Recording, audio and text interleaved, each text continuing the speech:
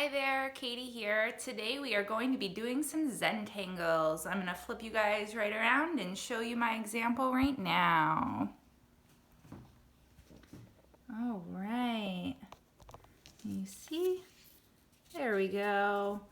So this is my example. I'm going to show you how to make this.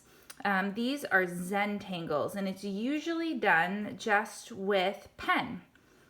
So for today, all you are gonna need is a blank piece of paper, a pencil, and a pen.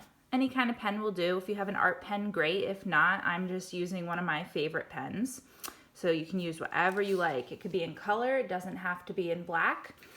Sort of up to you choice-wise. So the very first thing that you're gonna do is using your pencil, you're gonna make a very simple outline. Kind of think like I'm making a coloring page. So for mine, I decided to do a bouquet of flowers. So I am just going to sort of mark out, wow, that wasn't a very good circle, but that's okay, it's in pencil, right? I could just erase it. I'm just going to sort of come through and make the shapes of my flowers. I think I'm having a tulip right here. I can add some stems in. This part can really be however you want it to be, and it doesn't even have to be flowers. Just don't do any detail. Do you see how I'm leaving it very empty? I didn't put the lines in for like the leaf. I didn't color the stem in. It's just an outline like a coloring page. So after you get it marked out in pencil, you're gonna wanna do it in pen.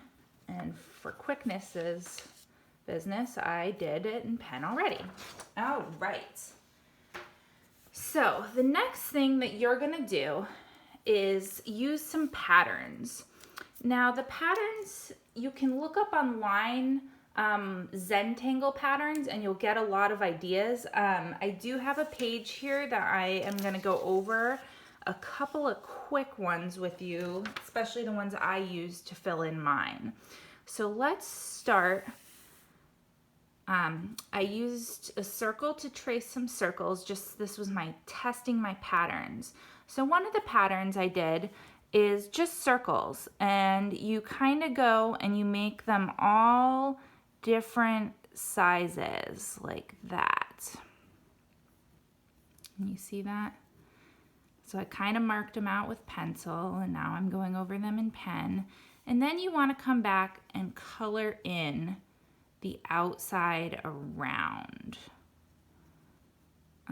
Having a bigger tipped pen could make this more helpful. Maybe like a black Sharpie or a felt tipped marker would even be okay for coloring in. So all you do is go around all those little circles and color them right in. And that will give you a space like this leaf right here. And see how I kept it inside the leaf? I didn't go outside and I didn't go into my flower. All right, that's how that one works. The next one is actually a leaf pattern. So what you do is you start by drawing straight lines down like this. And then you're gonna draw a leaf shape. So just like a little football, right? And on the first one, I'm gonna do it like that, just one half on each side of the line. And then for the next row, I'm gonna come kind of in this, see this like empty spot? See how it bumps out here, but it goes in here? So I'm gonna go the opposite. I'm gonna put my leaf shape inside that bump out section. You'll notice I'm not even following my lines because I marked it out kind of wrong. So I'm just fixing it as I go. And that's okay.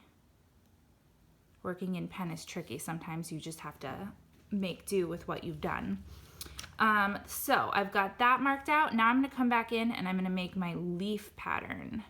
So just like that, down all the leaves.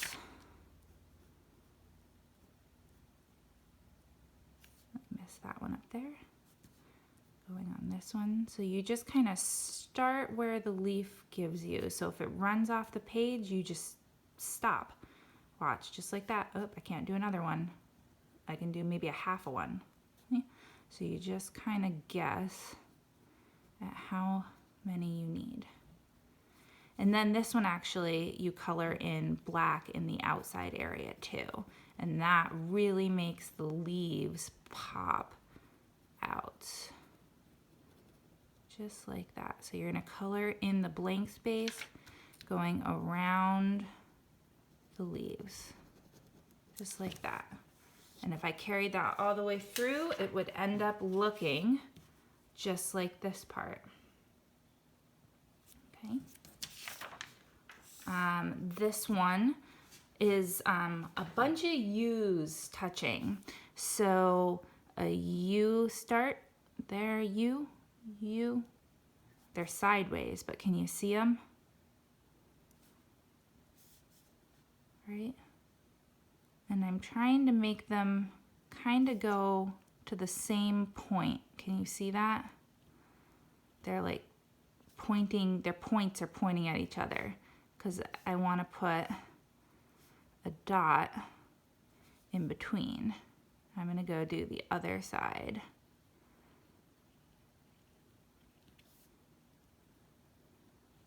And you can color this center part in black, not the part where the dots are, but like the middle center where the U's are kind of touching. So you would color that all in. When I colored mine in, I was very careful to cover all my white spots. I'm not being quite as careful right now because I don't want to waste your time with just watching me try to color something solidly in black. But that's how that one can look. I used it right here on the edge of my leaf and on the edge of this leaf. Something else you can do, this one I didn't use in mine, but I really liked it. So what it is it's more U's, but they're upside down this time. So you're gonna start by drawing a big U like that, touching across the way like this. See how I'm stopping at the edge of my circle? Now the next row is gonna start in the middle of my U. So one middle to the other middle. See that? This one goes to that middle. So middle of that U, middle of that U. So if I was coming in again, I'd start maybe here and I go from the middle of that one to the middle of that one, middle of that one, middle of that one, and then I just run it right off the edge. Just like that. So you can sort of pretend where it's going. Okay.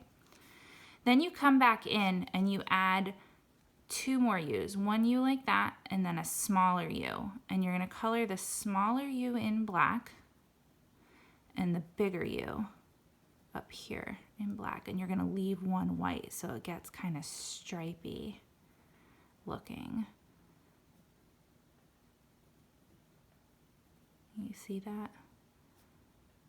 So I don't have an example of a finished one to show you, so I'll just go for a minute longer on this one so you can see what happens.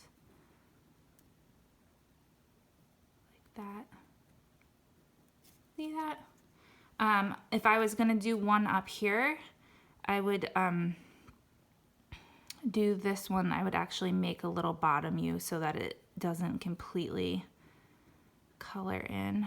Once I went up to the next row, I would do that so that you can still see that they're doing the same thing. Just like that. This one, I really like this next one. I used this on my bow. I'll show you in a second. So you start by making a squiggle and you're just gonna go in, out, in, like that. Now the next one you do, you're gonna go opposite. So I went this way on this squiggle, so I'm gonna come out to start. So out, and then close in, and then back out. And I'm just gonna keep going opposite to make sort of like bubbles. Can you see that? Like, bloop. Yeah. Then I'm gonna use the lines, and I'm gonna do the first one arching up and the second one arching under. So up line, up line, up. Can you see that? How I'm arching it up? I just do that. And on the next one, I'm going to arch down. So I'm going down like this. This makes a little bit of an optical illusion for your eye. And you're just going to keep alternating them. Like that. So now I'm going back up. Can you see that? And then I'm going down on this side. So the thing about Zentangles is it's really important patterns. So to try to do the same thing over and over. You can do this very same one, but instead of doing this curvy line, you can do a straight line and you can curve up, up, up, up, up, and down, down, down. And if you go slower, it'll look even better because it'll be much neater than mine. You see that? So I used those patterns in the bow, and then on the side of my leaves, I used the straight one. You see that? All right, a couple more left. Let's see.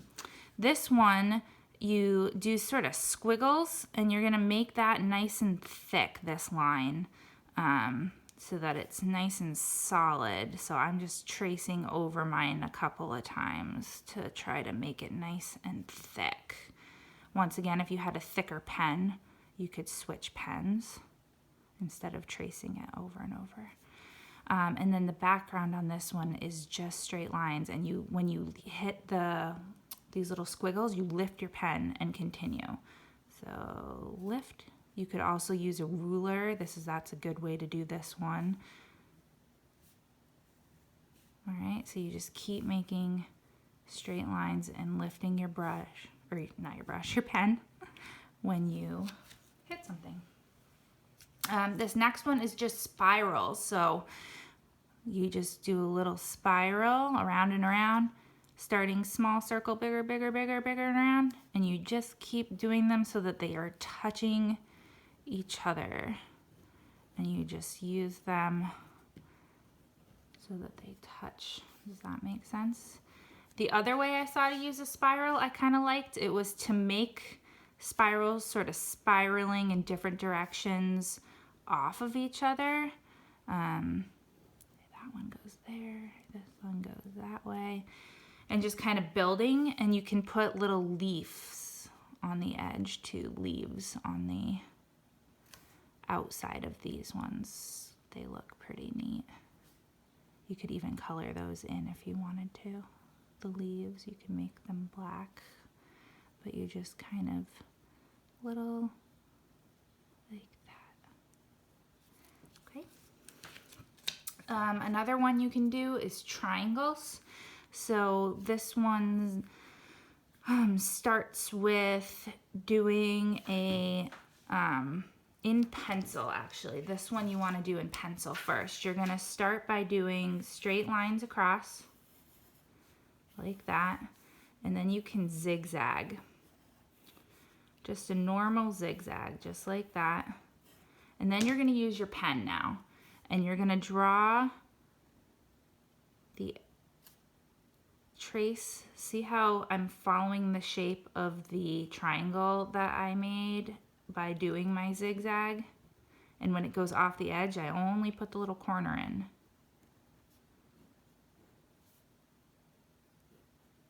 And then I missed two, didn't I? 1, 2. And then you can color those in however you want. Maybe some are striped to make it look different.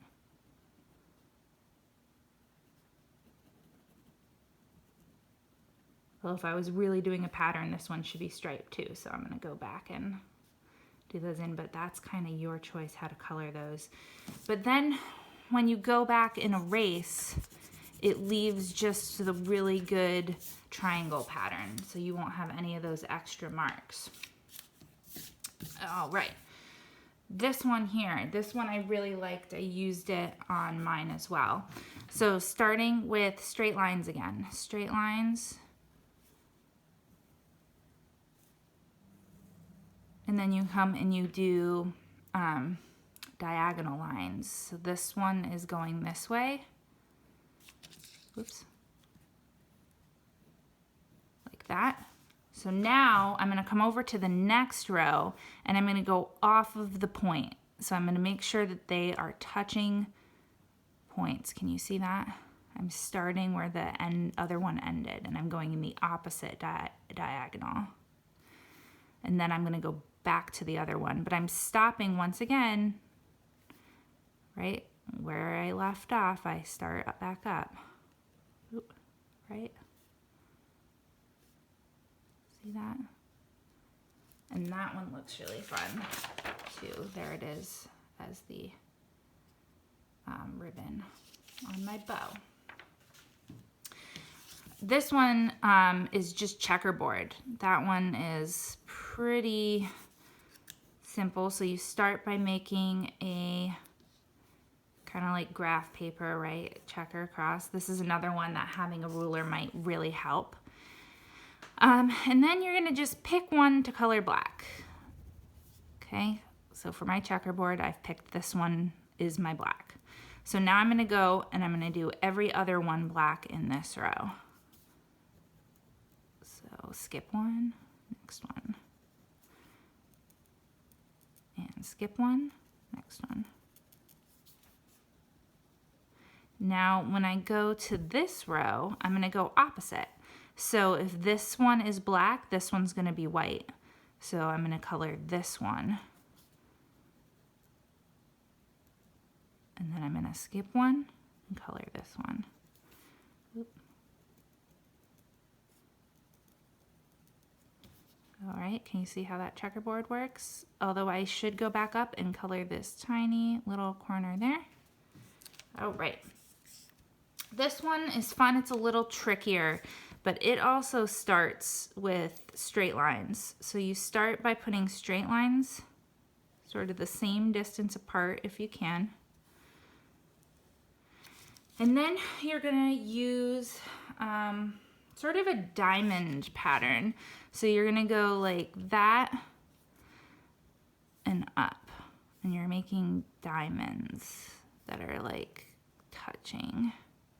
And then you'll go opposite and use these triangles as the other half of the other side of diamond. So one diamond, that's a diamond. That's can be a little tricky, but you're making diamonds that are stacking into each other like that. Now this pattern had some of the top corner colored in and two edges like that, two little lines inside. So coloring the corner in and following like that, coloring the corner in, and then 2, 1, 2. All right, and then over here in the next row, you'd color in the top corner like a diamond, and then 1, 2, 1, 2. Color in the top corner, 1, 2, 1, 2. All right. So those are just a few patterns that you are welcome to try. There are definitely more online. So just remember when you're filling in your coloring page, you wanna, or the coloring page you designed, so you're drawing, you've gotta stay inside the shapes that you've made. So I've changed pattern every single time I move to a new shape, except for my flowers. I kept the flowers the same. So I used the same pattern here, here, here, and here. But I changed when I went to the leaf, right? This is different. This is different, then this is different, then this is different. So switching patterns really helps make this look cool. The other thing that you can do is use a coloring page. Now, if you're using a coloring page like this where there's some big areas, you could either do one whole pattern in there, or you could try to like break it up. So like this has a couple of marks on it already, so I can use that to like change the tail so that I have more spaces for different patterns. Or here, I could close this off and then I could have a different pattern in the foot and a different pattern in this part. And like up in the arm, I could bring that up. And now I have all these different parts for different patterns. Okay, so just when you have a coloring page, you're gonna wanna break it up so that you have more room for patterns. All right, I hope that was helpful. Don't forget to look up Zentangle patterns if you would like to look at some more. Awesome. All right, bye.